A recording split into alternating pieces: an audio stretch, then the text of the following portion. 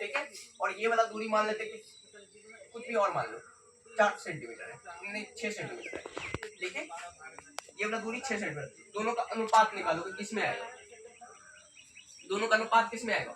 इसका मान लो 6 सेंटीमीटर और ये मान लो 5 सेंटीमीटर, तो कितना आएगा 5 सेंटीमीटर अपन क्या करोगे 6 सेंटीमीटर, लेकिन इधर लिए तो ये प्लस में वैल्यू आएगा, इधर लिए तो ये माइनस में आएगा आएगा, तो ये ओवरऑल किस में आ रहा है वैल्यू माइनस में, क्योंकि माइनस है एक वो, प्लस माइनस माइनस होना है। अगर यहाँ पे माइनस आ रहा है एक को माइनस, तो आवर्तन निकालते टाइम एक्स्ट्रा माइनस चाहिए ना, इस माइनस होकर के आपस में गुना होने क्या हो सकता है।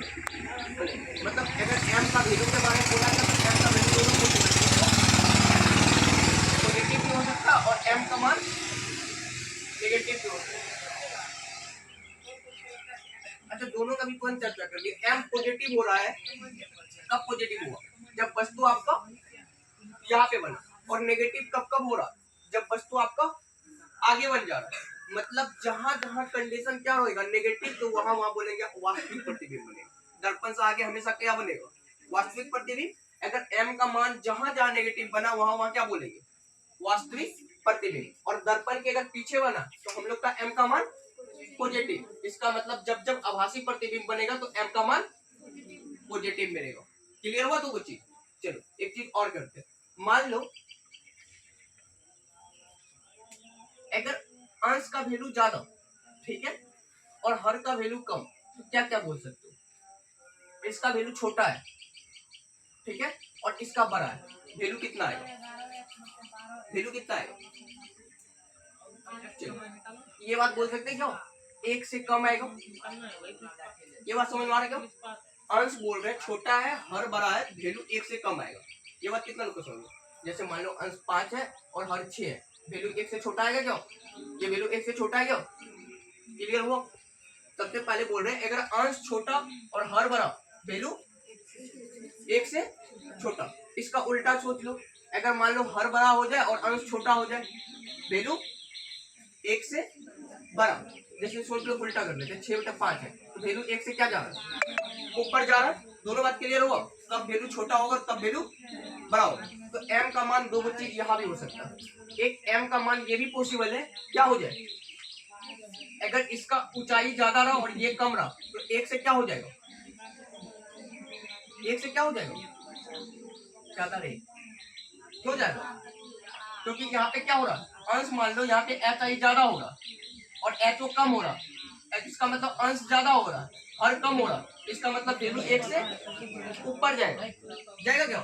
चलो m का मान एक से कम भी पॉसिबल है क्यों, क्यों कब कम पॉसिबल है, जब ये वाला वैल्यू क्या हो जाए कम हो जाए और ये वाला वैल्यू ज्यादा हो जाए, तब एक के नीचे हो जाता। मान लो कि इस बार प्रतिबिंब को हम यहाँ पे रखना चाहते हैं, सेंटर पे, यहाँ पे वस्तु को रखना चाहते हैं और इमेज बना करके आवर्धन निकालना चाहते हैं। उस कंडीशन में आपका दो चीज इक्वल होगा, कौन चीज होगा, क्या क्या इक्वल हो जाएगा, वस्तु दूरी सॉरी वस्तु का ऊंचाई और प्रतिबिंब का ऊंचाई दोनों इक्वल, कहाँ पे सेंटर पे। और वहां पे m का मान कितना होगा, एक रे जीरो कोई थोड़ी होता है, बराबर में बराबर से भाग देगा। हाइट ऑफ इमेज और हाइट ऑफ ऑब्जेक्ट इक्वल हो जाए तो वैल्यू कितना आना चाहिए एक।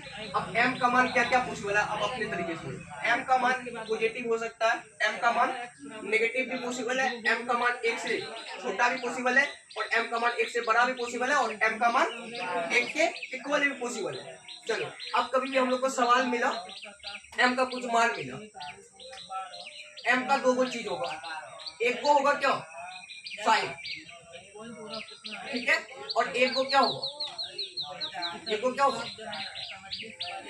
वैल्यू। m का मान अगर कभी भी लिख करके देगा उसमें दो चीज रहेगा हम लोग के पास, एक रहेगा साइन दूसरा रहेगा वैल्यू। जैसे कि मान लो m का मान है -2, अब एक वो चीज क्या है साइन, साइन क्या है माइनस और वैल्यू क्या है 2 है क्या। अगर वैल्यू नेगेटिव रहा हम लोग क्या बोलेंगे वास्तविक प्रतिबिंब, मतलब प्रतिबिंब का प्रकृति पता चल जाएगा किससे, आवर्धन से। अगर ये प्लस रहता है यहाँ पे तब लोग बोल देते क्या आभासी, ठीक ना, आभासी या काल्पनिक बोलते और यहाँ पे सीधा। अब वैल्यू किससे बड़ा है, दो है वैल्यू दो है। क्या वैल्यू हम बोल सकते हैं कि एक से बड़ा है वैल्यू हम लोग का, एक से बड़ा है मतलब एक से बड़ा कब आ सकता है, जब क्या हो, हाइट ऑफ इमेज ज्यादा हो, किससे, हाइट ऑफ ऑब्जेक्ट से। इस कंडीशन में हम लोग ये बात बोल सकते हैं हम लोग का प्रतिबिंब जो है ना बड़ा बना होगा, किससे, वस्तु से, क्योंकि वैल्यू एक से ज्यादा है। चलो m का दूसरा मान पे सोचते हैं, m का मान आया माइनस का 0.8 या 0.5, ठीक है। अब क्या क्या बोल सकते हो, सबसे यहाँ पे चलो प्लस ले लो, यहाँ माइनस, यहाँ पे साइन क्या बोलोगे, प्लस, और यहाँ पे क्या बोलोगे, वैल्यू क्या बोलोगे 0.5।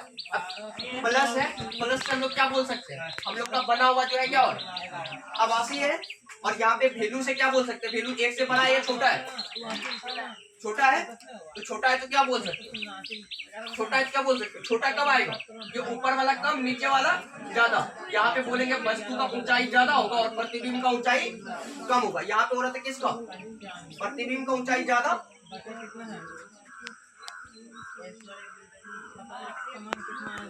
ऊंचाई यहाँ पे ज्यादा हो रहा था और यहाँ पे कम हो रहा है, किसका, प्रतिबिंब को। क्लियर, यहाँ तक हो गया। अब कभी और भी पॉसिबल है क्या, m का मान मान लो 1 आया, अब यहाँ पे क्या बोलोगे, अब यहाँ पे क्या बोलोगे, सबसे पहले क्या बोलोगे, माइनस आया, ठीक, बोलेंगे क्या है, वास्तविक प्रतिबिंब है, और वास्तविक तो उल्टा अपने आप हो जाएगा, वैल्यू कितना के बराबर है, एक ही कंडीशन में आ सकता है, हाइट ऑफ ऑब्जेक्ट और हाइट ऑफ इमेज दोनों का वैल्यू बराबर हो। इसका मतलब यहाँ से एक बात और भी बोल सकते हैं, यहाँ पे दोनों बराबर है, किसका, हाइट ऑफ ऑब्जेक्ट और हाइट ऑफ इमेज का। और एक चीज और भी बोल सकते हैं, हाइट ऑफ ऑब्जेक्ट और हाइट ऑफ इमेज कब बराबर हो सकता है, जब वस्तु को कहाँ पे रखोगे, सेंटर पे। यहाँ से ये बात भी पता चलता है वस्तु कहाँ पे होगा, सेंटर पे, और यहाँ पे कौन सा वस्तु बना, वास्तविक प्रतिबिंब। क्लियर, अब लिखो।